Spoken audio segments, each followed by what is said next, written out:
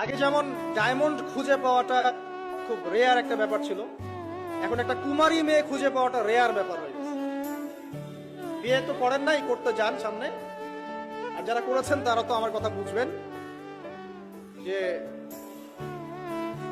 Current জালেও যে জাটকা ধরা পড়তো, এখন আপনি কি বলবো পবিত্রতার জাল দিয়ে সার্চ করেন, দেখেন কয়টা কুমারী মেয়ে খুঁজে পান।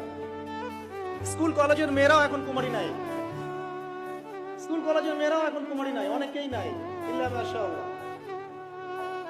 পরিবারের লোকজন জানেও এগুলা, এটাই স্বাভাবিক এখন। আর যদি মাশাআল্লাহ এই যুগের কোনো দিনদার ক্যাটরিনা কাইফ ভাগ্যে জোটে, তাহলে তার পিছনেই সারা জীবন চলে যাবে। তো পরিবারে ঢোকার আগেই, মানে বিয়ে শাদী করে সংসার গোছানোর আগেই পড়াশোনাটা শেষ করে ফেলেন, কারণ ওর পরে রেসপন্সিবিলিটি বাড়বে, আপনার অনেক কাজের চাপ চলে আসবে। এগুলো সুন্দর মতো